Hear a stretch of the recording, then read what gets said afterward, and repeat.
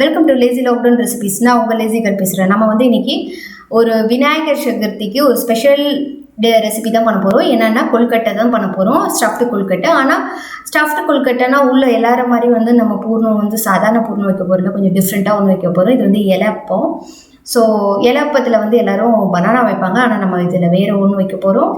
அது லேட்டராக நான் சொல்கிறேன். ஃபஸ்ட்டு வந்து நம்ம ரெசிபிக்குள்ளே போயிடலாம். இப்போ வந்து ஃபஸ்ட்டு 1:1 ரேஷியோக்கு வந்து நம்ம எடுக்கணும். ஒரு கப்பு மாவுக்கு வந்து 1 கப்பு தண்ணி கரெக்டாக இருக்கும். இப்போ நான் வந்து 1 கப் தண்ணி ஊற்றிட்டேன். ஸோ இதில் வந்து கொஞ்சமாக நமக்கு தேவையான அளவு சால்ட் போட்டுடலாம். இது நல்லா கொதிக்கட்டும். கொதிக்கும் போது 1 கப் தண்ணி கொதிக்கும் போது 1 கப் தண்ணிக்கு 1 கப்பு மாவு. ஸோ இப்போ வந்து நான் 1 கப் மாவு எடுத்துட்டேன். இதை வந்து நல்லா மிக்ஸ் பண்ணி விடுங்க. கொஞ்சம் கொஞ்சமாக போட்டு மிக்ஸ் பண்ணுங்கள். ஏன்னா ஆல்டுகெதராக போட்டிங்கன்னா மொத்தமாக அது வந்து ஒரு மாதிரி கட்டி ஆயிரும். ஸோ அதனால் கொஞ்சம் கொஞ்சமாக மிக்ஸ் பண்ணி விடுங்க. பாருங்கள், இந்த மாதிரி தான் நல்லா மிக்ஸ் பண்ணி விடுங்க. கொஞ்சம் கட்டி கட்டியாக இருந்தாலும் ஒன்றும் பிரச்சனை இல்லை. அது நம்ம லாஸ்ட்டாக வந்து கை வச்சு தான் பிசையணும். ஸோ அந்த டைமில் நம்ம சரி பண்ணிக்கலாம். ஸோ நீங்கள் பொறுமையாக ஒன்றும் பிரச்சனை இல்லை பண்ணுங்கள். இப்போ பாருங்கள், இப்போ வந்து இதுக்கு வந்து ஒரு டீஸ்பூன் வந்து கீ கரெக்டாக இருக்கும். ஸோ அதையும் போட்டு நல்லா மிக்ஸ் பண்ணி விடுங்க. அதையும் இதே மாதிரி இப்போ வரைக்கும் நமக்கு ஸ்டவ் ஆனில் தான் இருக்குது. இப்போ நம்ம ஆஃப் பண்ணிவிட்டு நம்ம வந்து எடுத்து ஒரு பவுலில் ட்ரான்ஸ்ஃபர் பண்ணிடலாம். இதுக்கு வந்து ஒரு 2 மினிட்ஸ் வேணுமா நீங்கள் விட்டுட்டு இது பண்ணுங்கள். ஏன்னா நீங்கள் கொஞ்சம் இது ஆற விட்டிங்கன்னா இது வந்து நல்லா இருக்காது. ஸோ அதனால நான் இமீடியட்டாகவே அதை வந்து பிசைய ஆரம்பிச்சிட்டேன். ஆற விட்டிங்கன்னா அது சரியாக வந்து நமக்கு பிசைகிறதுக்கு வந்து வராது. ஸோ அதனால தான் இது வந்து சூடாக இருக்கும் போது நீங்கள் நல்லா பிசைஞ்சு எடுக்கணும். நல்லா பஞ்ச் பண்ணி நீங்கள் பிசைஞ்சு எடுங்க. அப்போ தான் நல்லா சாஃப்டாகும். இந்த மாவு நல்லா சாஃப்ட் ஆகணும். நம்ம ஒரு சப்பாத்திக்கெலாம் எப்படி நம்ம வந்து மாவு பிசைஞ்சு எடுப்போமோ அதே மாதிரி வரணும். பார்த்திங்களா, இந்த மாதிரி வரணும். இது ரெடி ஆகிடுச்சு.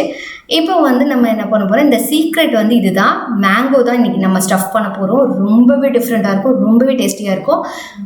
கண்டிப்பாக ட்ரை பண்ணுங்கள் இது, ஏன்னா ரொம்ப டிஃப்ரெண்ட்டாக இருக்கும். இது வந்து தேங்காயில் வந்து நம்ம வந்து ஏலக்காவை வந்து 2 இடித்து போட போகிறோம். அதுக்கப்புறம் இது வந்து வெல்லம் தேவையான அளவுக்கு தான் நமக்கு தேவை. ஸோ இதை பார்த்திங்கன்னா ஃபஸ்ட்டு நம்ம இலை போட்டுட்டு இலையில வந்து நல்லா லைட்டாக எண்ணெய் தடவிடுங்க. எண்ணெய் தடவிட்டு இதேமாதிரி நல்லா வந்து ஃப்ளாட் பண்ணி வச்சுருங்க. மாவை எடுத்து தேவையான அளவு மாவு எடுத்து ஃப்ளாட் பண்ணிடுங்க. அதுக்கு மேலே மேங்கோ பீசஸ் குட்டி குட்டியாக, ரொம்ப குட்டியாக வெட்டாதீங்க. இந்த மாதிரி ஒரு சின்ன சின்ன க்யூப்ஸாக வெட்டி வைங்க.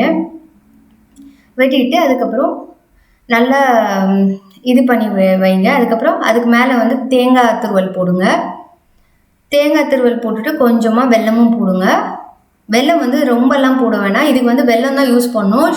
ஒயிட் சுகர் வந்து யூஸ் பண்ணக்கூடாது. ஒயிட் சுகர் போட்டால் அதுக்கு மாதிரி மெல்ட் ஆயிரும், அதுக்கு தான். ஸோ இதுனா ரொம்ப கரெக்டாக இருக்கும். இப்போ வந்து லைட்டாக ப்ரெஸ் பண்ணி விடுங்க. அப்போ வந்து எல்லா சைடும் அது சீல் ஆயிரும். நல்லா எல்லா சைடும் சீல் ஆகிற மாதிரி ப்ரெஸ் பண்ணி விடுங்க. விட்டுட்டு எக்ஸஸாக இருக்க மாவு எல்லாத்தையுமே வந்து கட் பண்ணி எடுத்துருங்க. ஏன்னா நமக்கு எக்ஸஸாக இருக்கிறது தேவையில்லை. அது வந்து நிறைய மாவாக இருந்தால் நமக்கு வந்து பிடிக்காது, நல்லா டேஸ்ட்டாகவே இருக்காது, இனிப்பு இருக்காது. ஸோ நம்ம வந்து டேஸ்டியாக சாப்பிட்ணுன்னா கண்டிப்பாக எக்ஸஸை நம்ம வந்து கட் பண்ணிடணும். அதனால் எக்ஸஸாக கட் பண்ணிவிட்டு அதை நம்ம இன்னொரு கொழுக்கட்டையாக எடுத்துக்கலாம். அதுக்கு தான். ஓகே, இந்த மாதிரி இது வந்து நீங்கள் என்ன ஷேப்ஸ்னாலும் பண்ணலாம். ஆனால் இதுக்கு வந்து கண்டிப்பாக இலையில தான் பண்ணணும். இது வந்து இலையப்பம் வந்து கேரளாவில் சொல்லுவாங்க. ரொம்பவே டேஸ்ட்டாக இருக்குங்க. இது அவங்க வந்து என்ன பண்ணுவாங்கன்னா இதில் வந்து பனானா வச்சு பண்ணுவாங்க. நம்ம வந்து இன்றைக்கி மேங்கோ வச்சு பண்ணுறோம். ஈவன் ஜாக் ஃப்ரூட் கூட ரொம்பவே இதுக்கு வந்து ஒரு டேஸ்ட்டாக இருக்கும்.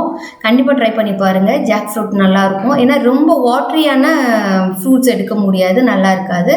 இதெல்லாம் இனிப்பும் ஜாஸ்தியாக இருக்கும். அது அந்த மாதிரி உள்ள ஃப்ரூட்ஸ் தான் எடுக்கணும். இந்த மாதிரி ஒரு ஸ்டீமரில் எல்லாத்தையும் எடுத்து வைங்க. எனக்கு வந்து கரெக்டாக 1 கப் மாவுக்கு வந்து கரெக்டாக எனக்கு வந்து 6 பீஸ் வந்தது. இன்கேஸ் 6 பீஸ் தான் வருது. ஸோ இன்கேஸ் உங்களுக்கு ஜாஸ்தியாக வரணும், நீங்கள் இன்னொரு கப் மாவு பண்ணி எக்ஸ்ட்ரா போட்டு பண்ணிக்கோங்க. இது வந்து நல்லா ஸ்டீமரில் போட்டு நம்ம வந்து வேக வச்சிடலாம். கரெக்டாக ஒரு 10 மினிட்ஸில் ரொம்ப கரெக்டாக ஆயிரும். ரொம்ப சூடானதுக்கப்புறம் நீங்கள் வந்து வச்சிங்கன்னா கரெக்டாக 10 மினிட்ஸ் ஆகும், இல்லைன்னா கொஞ்சம் லேட் ஆகும். ஸோ இப்போ பாருங்கள் 10 மினிட்ஸில் இது வந்து ரெடி ஆகிடுச்சு. நம்ம வெளியில் எடுத்துடலாம். இப்போ பார்த்தீங்கன்னா இந்த மாவு நீங்கள் தொட்டு பார்க்கும்போது ஒரு மாவு வழுவழுன்னு இருந்ததுன்னா அது வந்து வேகலைன்னு அர்த்தம். அதே இது நல்லா வழுவழுப்பு இல்லாமல் நல்லா இருந்ததுன்னா அது வந்து வெந்துட்டுன்னு அர்த்தம். இப்போ பாருங்கள், நம்ம ட்ரான்ஸ்ஃபர் பண்ணிடலாம். பாருங்கள் எப்படி இருக்குன்னு. இது சூடாக இருக்குது, தொட முடியல. பாருங்கள் எப்படி இருக்குன்னு. நம்ம எடுத்து சர்விங் பவுலில் நம்ம சர்வ் பண்ணிடலாம். ஓகே, இந்த ரெசிபி உங்களுக்கு பிடிச்சிருந்ததுன்னா, நம்ம சேனல் உங்களுக்கு பிடிச்சிருந்தா கண்டிப்பாக நம்ம சேனலை சப்ஸ்கிரைப் பண்ணுங்கள். அப்படியே மறக்காமல் அந்த பெல் ஐக்கானும் ப்ரெஸ் பண்ணுங்கள். அப்படியே உங்கள் ஃப்ரெண்ட்ஸ், ரிலேட்டிவ்ஸ் எல்லாருக்கும் வந்து இந்த சேனலில் ஷேர் பண்ணி விடுங்க. அண்ட் தேங்க்ஸ் ஃபார் வாட்சிங். See you on next video. Till then, it's bye from உங்கள் லேசி கேர்ள். Bye bye.